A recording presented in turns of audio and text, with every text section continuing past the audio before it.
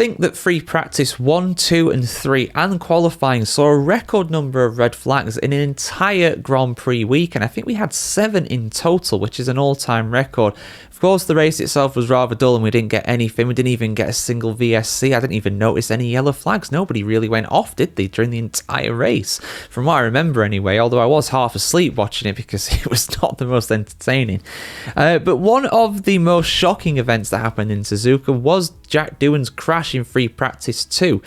Now, there have been doubts placed on Jack Doohan in terms of whether he's going to compete in Bahrain this weekend, not only because of the rumours of Franco Colapinto coming in to replace him, which I'm not really buying right now. I mean, that's going to happen. I think that's going to happen after the Saudi Arabian Grand Prix.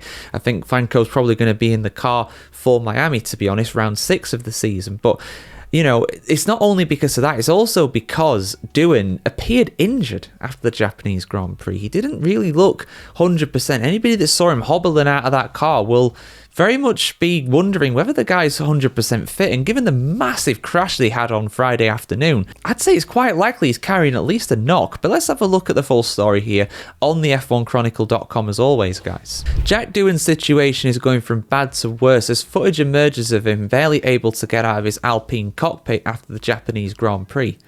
Amid raging speculation that he will soon be replaced by Franco Colapinto, the Australian rookie crashed heavily in Suzuka practice, and there were whispers he had already injured his left arm or hand. Indeed, an Alpine mechanic and even Haas's Esteban Ocon had to help Doohan get out of the car after the race, as he was unable to use his left arm.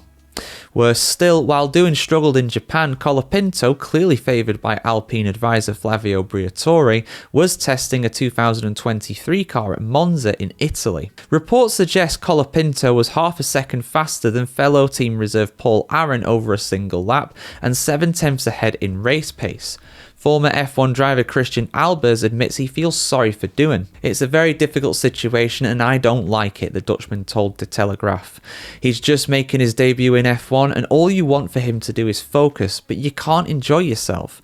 Everyone always thinks that you're going to enjoy yourself when you're in F1, but it's not the case as you're under pressure from day one. But with Doohan, this is really a lot of pressure." All this gossip that he will be out after a few races, which also has everything to do with Colapinto's sponsors, that's going to be a decisive factor. Doohan left Suzuka late on Sunday bruised, but believed he would be on the grid for Bahrain. "I'll take a few days to rest and recover," said the son of MotoGP legend Mick Doohan. "I'm always looking forward to the race, and I'm looking forward to racing again in Bahrain, where the conditions will be completely different."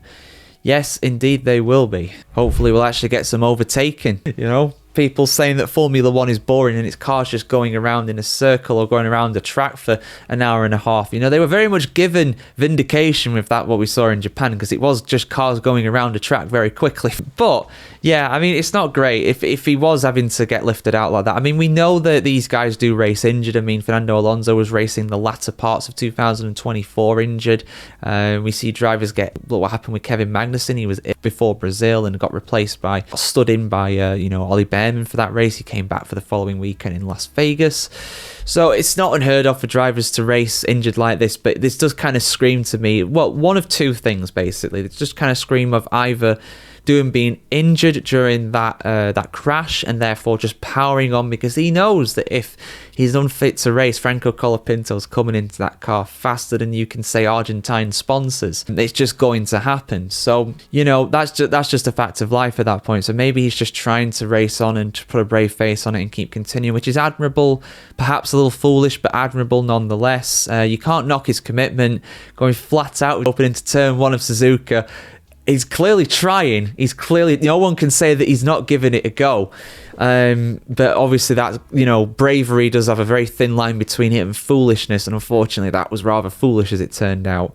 But, it could also scream to something else. The fact that Suzuka is... I mean, I said this in my Fast Facts video for the Japanese Grand Prix. In terms of the G-forces, the load on your body, particularly through the first sector, it's relentless around Japan. So many fast corners. Not necessarily the 130R in corners like that, but the first corner has massive G to it. The Degners have huge Gs. Even the spoon curve at the back of the circuit. But it's the S's and the run-up to the Degner that really, really do batter your body in terms of G-forces. They are all 3-4G corners, left, right, constantly just pulling your body apart, basically. So, and the fact we didn't have any, I mean, it's a little bit similar, not on the same scale, obviously, but it's a little bit similar to what we had in Qatar a few years ago when it was really, really hot and there was no safety cars, I don't think, or not many safety cars. There was not really much stoppages at all. And we had relentless racing at flat out pace. In Japan, we had drivers going flat out because the tyre wear was just non-existent. There was not a single stoppage, no VSCs, no safety cars, no red flags. It was an hour and a half, just under an hour and a half, I believe, of complete 100% flat out racing. So with that, and the knock that he probably got from that crash on Friday, he could well have picked up an injury and it could have been aggravated and he could have been absolutely exhausted. Of course, that was only his 4th ever Grand Prix, his 3rd Grand Prix this season. So it could just be a case of him being physically exhausted from a very, very tough race. But from what I saw, to my knowledge, he's the only one who was like that. Doesn't mean that's not the case, but you would expect maybe somebody else to struggle as well. One of the more inexperienced drivers, maybe a Kimi Anselmi, maybe an Ollie Behrman, somebody like that. But I don't think we saw that really. So your thoughts in the comments below, guys. Is Jack Doohan putting on a brave face to try and save his Alpine seat? Because if he taps out, then he's gone. He's not going to come back. Colapinto is going to, like I said, he's going to be in that car faster than you can say Argentine pesos. Simple as that. But yeah, your thoughts in the comments below. Like, share, comment, subscribe as always. And yeah, we'll see you soon for some more content on the world of Formula 1. I'll put a video about Jack Doohan at the end of this one if you want to check it out on YouTube. If you're on one of the other social medias, just go check out the channel. So much content there to keep you guys busy between the now and the start of the Bahrain Grand Prix week. And have a great time, guys. See you very soon.